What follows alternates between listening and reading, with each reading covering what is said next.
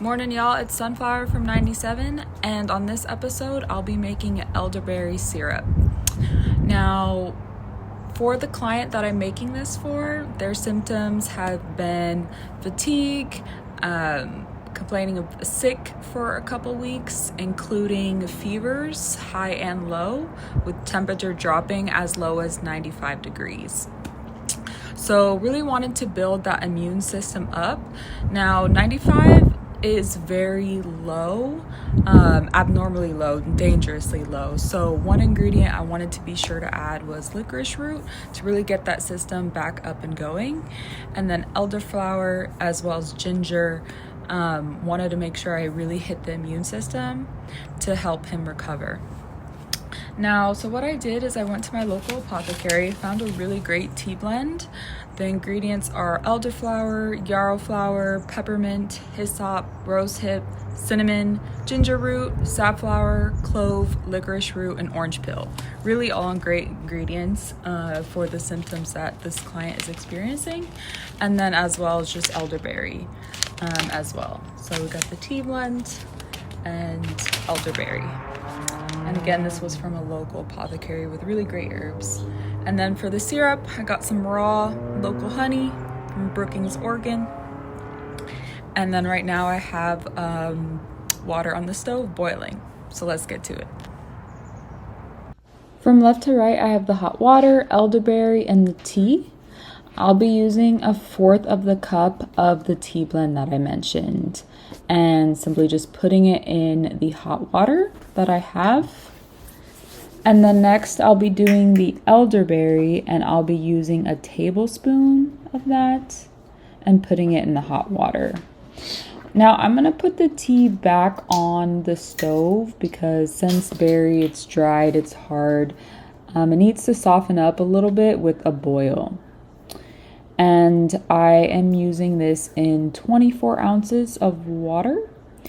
When it's leveled out, it is 24 ounces at my angle here. And it's just going to go back on the stove and get a nice boil. From here, I'm going to put the honey halfway in the 2 jars that I have. As you can see here, I have the honey halfway to the jar. Now I am doing a 1-to-1 ratio of the tea that is ready and of honey. So I eyed out this method. You can make it more precise if you like, but I'm really just doing a folk method here, knowing that my tea blend is pretty strong and having the honey along with it. So you'll see here I'm steeping the tea into the honey. And then once I'm done with that, I'm going to put the cap back on and flip it backwards. So flipping it just makes sure that you can get a consistent consistency. So you don't want it to be half honey on the bottom and tea on the top. You want to make sure it mixes well as much as possible. So I'm going to put the cap back on here and then flip it.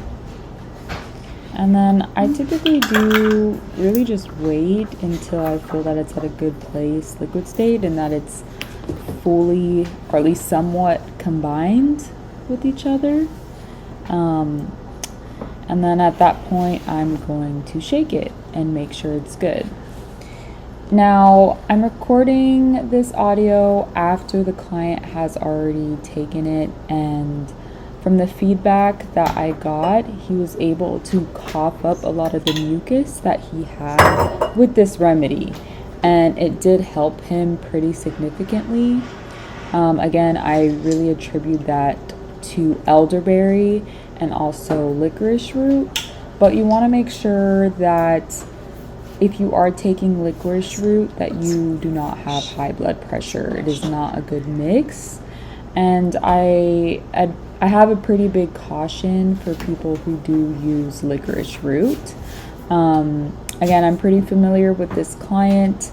I know what they're allergic to, and it was safe for me to give them licorice root, and it really is such a strong herb.